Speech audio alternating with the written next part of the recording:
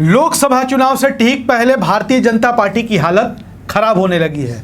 Bharatiya Janata party के साथ उनके सहयोगियों के रिश्ते बिगड़ते जा रहे हैं।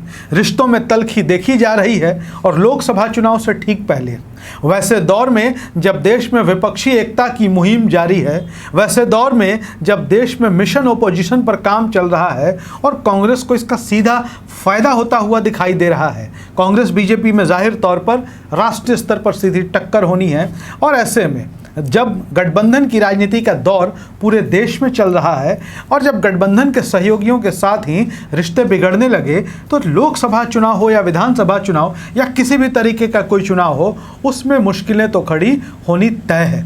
अब भारतीय जनता पार्टी के सहयोगियों की संख्या काफ़ी है। ऐसा नहीं है कि कांग्रेस के पास ही बहुत ज़्यादा सहयोगी हैं, बीजेपी के पास भी बहुत ज़्यादा सहयोगी हैं।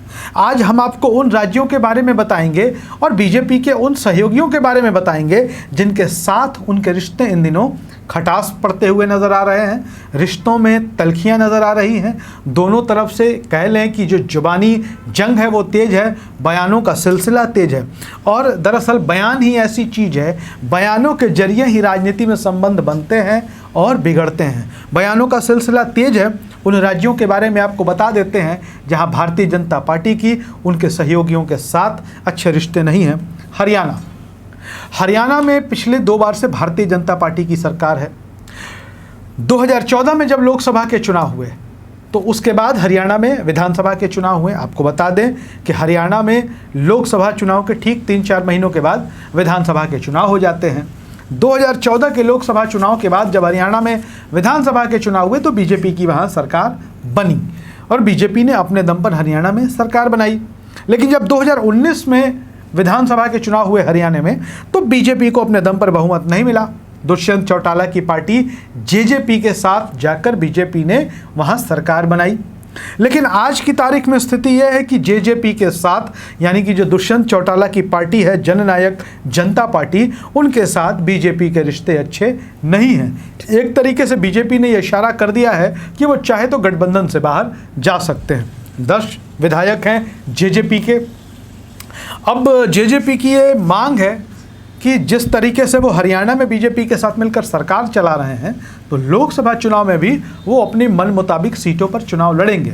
बीजेपी से वो लोकसभा की 3 सीटें चाहते हैं, लेकिन बीजेपी की 10 सीटिंग सीटें हैं वहाँ पे। मतलब जो 10 लोकसभा की सीटें हरियाणा में, तमाम 10 सीटों पर बीजेपी का कब्जा है और जाहिर तौर पर वो अपने सीटों पर जो है समझौता नहीं करना चाहेगी। बीजेपी अपनी सीटें किसी को देना नहीं चाहेगी। तो हरियाणा में इस वजह से जेजेपी के साथ उनके रिश्ते बिगड़ते हुए नजर आ रहे हैं। दुष्यंत चौटाला युवा नेता हैं, डेप्यूटी सीएम हैं बीजेपी जेजेपी सरकार में, जो एनडीए की सरकार है। और जो माहौल बन रहा है, जेजेपी आपको आने वाले चुनाव में, लोकसभा चुनाव के पहले अलग होती हुई दिखाई दे रही है। महाराष्ट्र में भले ही मजबूरी के तहत सरकार चल रही है एकनाथ शिंदे और भारतीय जनता पार्टी की, लेकिन स्थिति यह है कि बयानों का सिलसिला तेज है, एक दूसरे से रिश्ते में तल्खियां हैं, तेवर में तल्खियां हैं, खटास है संबंधों में। कि एकनाथ शिंदे के बेटे हैं श्रीकांत शिंदे जो सांसद हैं, उन्होंने अपने इस्तीफे तक की पेशकश कर दी थी।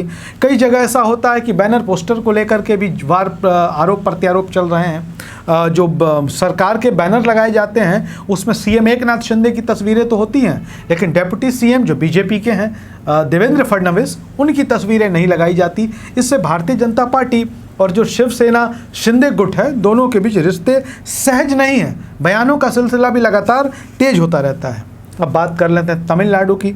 तो तमिलनाडु एक ऐसा राज्य है जहां भारतीय जनता पार्टी का बहुत आधार नहीं है। वहां उन्हें गठबंधन के सहयोगी के साथ ही रहना है। यहां पर AIADMK के साथ भारतीय जनता पार्टी गठबंधन में शामिल है तमिलनाडु में। और AIADMK की संस्थापक थी पूर्व सीएम दिवंगत जयललिता सीएम रही हैं और बीजेपी के प्रदेश अध्यक्ष तमिलनाडु के अन्नामलाई ने अब जयललिता पर भ्रष्टाचार के आरोप लगा दिए थे बिना नाम लिए हुए परोक्ष रूप से, जिस पर AIADMK ने बहुत ही कड़ी प्रतिक्रिया दी थी और उन्होंने कहा कि अगर हमारे शीर्ष नेतृत्व जो दिवंगत नेता हैं, अगर उनके खिलाफ ऐसी बयानबाजी होती रही तो हम गठबंधन के लिए पुनर्विचार कर सकते हैं। यानी कि लोकसभा चुनाव आने वाले हैं, लेकिन उसके पहले ही जो सहयोगी हैं बीजेपी के, उनके तेवर बड़े तल्ख बताए जा रहे हैं। और देश भर से जो खबरें आ रही हैं, हरियाणा से हो, महाराष्ट्र से हो, तमिलनाडु से हो, वो भारतीय जनता पार्टी के लिए लोकसभा चुनाव के मद्देनज़र कम से कम सही तो नहीं है। आपको क्या लगता है बीजेपी के साथ जो रिश्ते उनके सहयोगियों के? कमेंट बॉक्स में अपने विचार जरूर लिखिएगा। धन्यवाद।